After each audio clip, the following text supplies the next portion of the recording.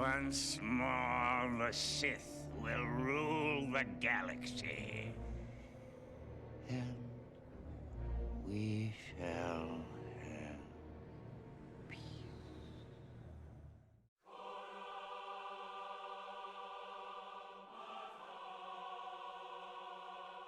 Bonjour tout le monde et bienvenue dans cette vidéo. Aujourd'hui nous allons nous attaquer au Nouvel Ordre Sith. Je suis sûr que certains d'entre vous ont déjà entendu parler de Asharad Eth ou bien encore de Dark Krayt. Eh bien sachez que ces deux noms appartiennent en réalité à une seule et même personne. Vous l'aurez donc compris, Asharad Eth était son nom lorsqu'il était un Jedi, et enfin lorsqu'il a emprunté la voie des Sith, il a également pris le nom de Dark Krayt.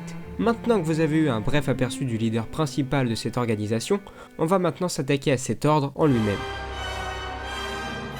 Le Nouvel Ordre Sith marque un tournant chez les Sith.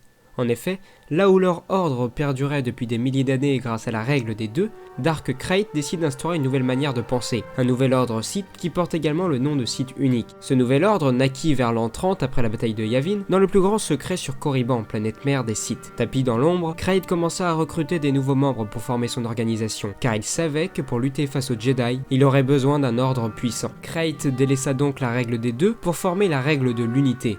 Lors de son recrutement intensif, Krayt privilégia les Sith nés tels quels. Ainsi, la plupart d'entre eux portaient des tatouages rouges ou bien encore noirs, semblables à ceux que portait le seigneur Sith Darth Maul. Le but premier de cette organisation était évidemment de conquérir la galaxie afin de ramener l'ordre que seuls les Sith pouvaient mettre en place. Krayt connut tout de même quelques difficultés lors de la mise en place de son plan, notamment lorsqu'il décida de faire appel aux esprits des anciens seigneurs Sith, et ces derniers l'insultèrent d'hérétique ou bien encore d'usurpateur. Malgré le fait qu'il soit le leader incontesté de cet ordre, Krayt pouvait compter sur ses lieutenants pour faire suivre ses ordres. Parmi les plus connus, on retrouve Dark Nihil, Dark Talon ou bien encore Dark Strife. Un autre poste existait également sous le règne de Krayt, le rôle de point. La personne possédant ce titre était chargée de mener les Sith sur le champ de bataille, et ce rôle a été longtemps occupé par Dark Nihil, avant qu'il ne se fasse remplacer par Dark Strife, après qu'il ait fait preuve de faiblesse. Il existait également deux autres services sous les ordres du Seigneur Noir. Le premier était un service de renseignement dirigé par Dark Malady, et enfin le plus surprenant, le dernier service se faisait appeler la lignée de Wyyrlok et était chargé de maintenir en vie le Seigneur suprême, rôle qu'il tinrent jusqu'à ce que Dark Wyyrlok III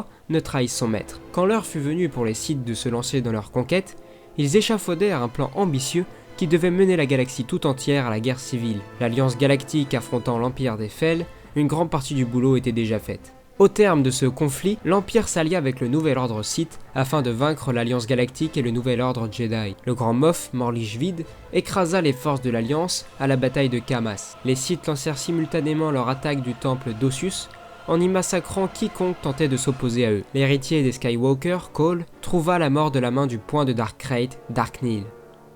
Peu après la victoire de l'Empire, Dark Krayt commit un coup d'état en tentant de tuer l'empereur Rohan Fel. Il s'autoproclama alors empereur du nouvel Empire Sith, et les anciennes institutions impériales devinrent siennes.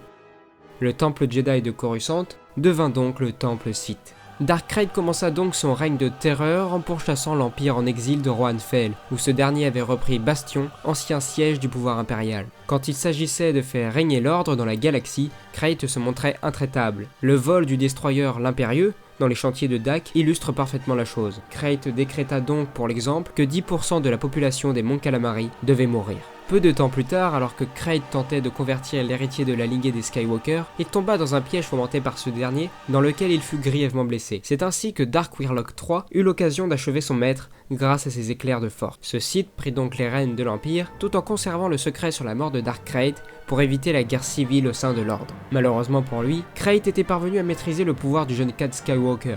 En effet, celui-ci possédait une étonnante capacité, celle de maîtriser le pouvoir concernant la vie et la mort.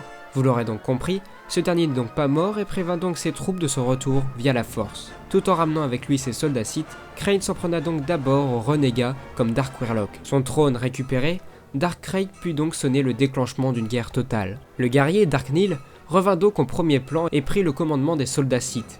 Dans le même temps, les adversaires des Sith lancèrent un assaut total sur Coruscant, et Krayt laissa Cal Skywalker le rejoindre pour qu'ils s'affrontent afin que ce dernier se soumette. Mais Skywalker n'en fit rien et empala le seigneur suprême des Sith. Celui-ci mourut donc une bonne fois pour toutes.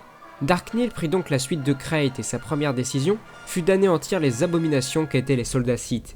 Il sonna donc la retraite générale pour les siens qui se rendirent sur Korriban dans l'attente d'une nouvelle opportunité de revenir sur le devant de la scène galactique. Voilà les amis, j'espère que cette vidéo vous aura plu, que vous aurez découvert plein de nouvelles choses. N'hésitez pas à laisser un commentaire ou à partager la vidéo. N'oubliez pas le pouce bleu, c'est important. Et sur ce, à la prochaine, ciao.